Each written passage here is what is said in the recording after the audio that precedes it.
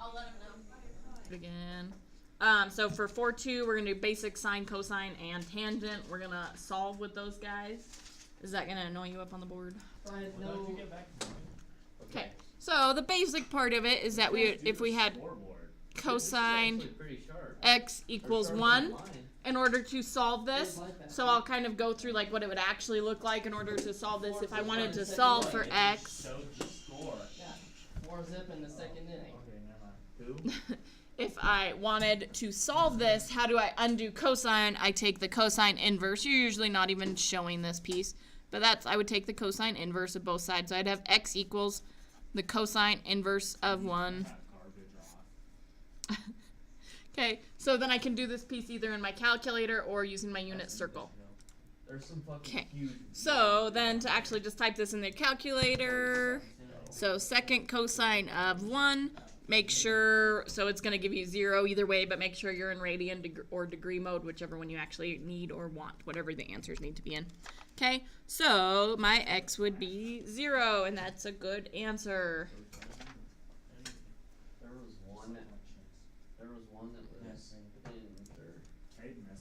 Okay, so another simple one would be if I had the cosine of x equals 0. So to undo that, I'll do the cosine inverse of both sides. So basically like dividing, but it's like not dividing, it's just like the inverse. So the inverse cosine of 0. So if you're in radian mode, it gives you 157. That's not nice even to write your answers down in radian mode. But if you change it to degree mode, maybe if I can change it to degree mode, then it gives me the answer of 90. Okay, so 90 degrees is what radian then? Okay, so that's a nicer way to actually do it, like if you think about it in degrees and then convert it to radians. So 90 degrees is pi over 2 radians. Okay, so you could do something more along those lines, which pi over 2 is also 1.57, but unless you're just recognizing that, it's not quite helpful. And I don't want to see it like that. I want it written with pi's and 2's. And So we have to show our word? well, there's not much work to show, but that would be what I'd expect. Yeah. Okay, so then we end up having, so 0, 1, and -1 is like where it can go through. But what we end up having sometimes is that we would do maybe the cosine x equals -1/2. Tyrell's been sharing a bunch of Native American stuff too. He's also Indian. I watched that when I was somebody else to click her that. Okay, so to do the cosine of x equals -1/2, so this is just like kind of converting it back to what we had yesterday, what we've been doing. We've been finding those inverse cosines, so x would equal the inverse cosine, arc cosine, however you wanted to say it, of -1/2. Okay, so you can look at your unit circle for it, or you can just type that in the calculator. So I'd have a second cosine of -0.5 or 1/2. You can do it with a fraction as well. And I'd get 120 degrees. Okay, so 120 degrees might be a little bit easier to work with. 120 degrees is then 2 pi over 3 radians, if it wanted things in radians.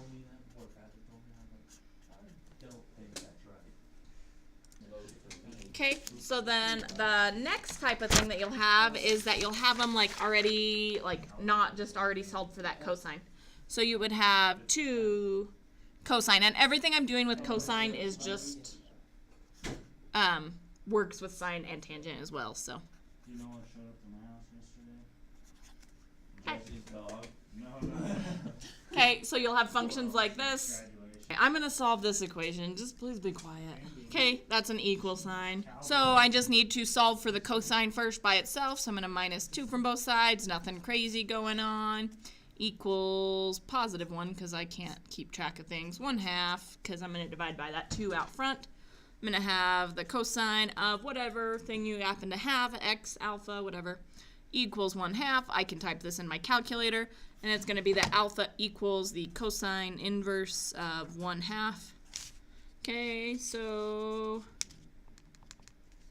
you can look at your unit circle, type it in your calculator, get 60.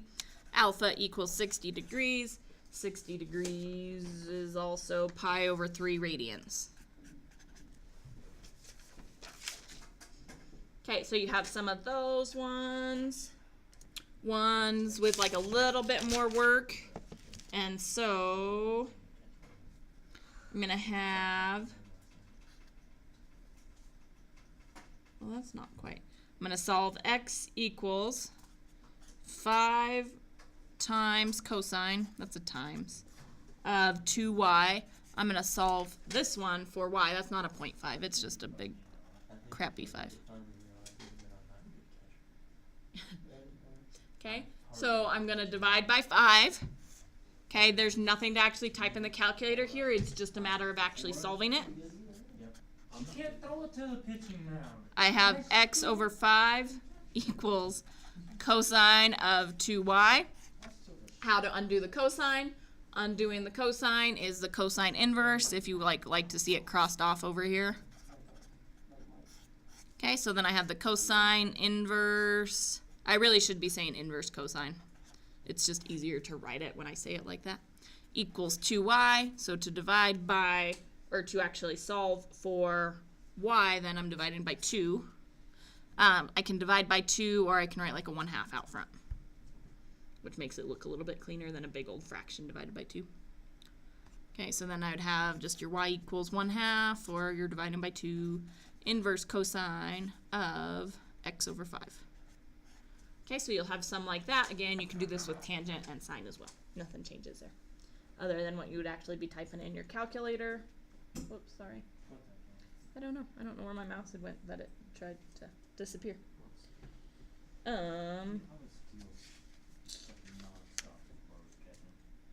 you can't throw it halfway to second base. Get out of here. You can't throw it to first base. Okay, so one of them on here. Nope, you're just writing it for some of these guys. So when I have like 2 variables with this x and the y, it's not really nothing to plug in. Okay, so another one is if I have a sine of alpha over 5.6 equals sine of 32.6 all over 12.2. And you will end up seeing a lot of these in the next chapter, actually. For this is going to be like your law of sines type of stuff. Just isolating it for sine. You can type this stuff in at one point or another, but like it's okay. I'm going to go through it without typing it in. I might change my mind halfway through. Okay, so I want sine of alpha by itself, so I want the alpha by itself. Okay, so I'm going to multiply by 5.6 in order to get this away from that side.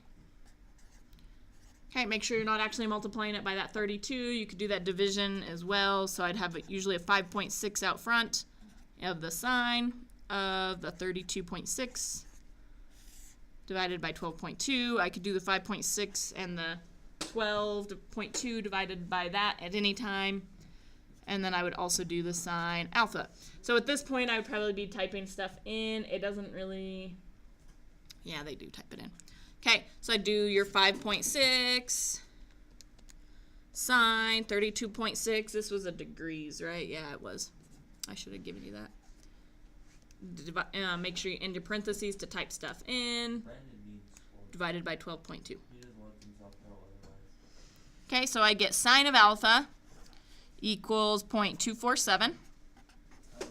That's okay. That's something I can actually type in my calculator. Now to undo that, I will have alpha equals the sine inverse of 0.247.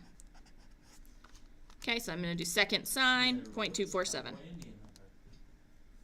To get alpha equals about 14.3. The cowboy that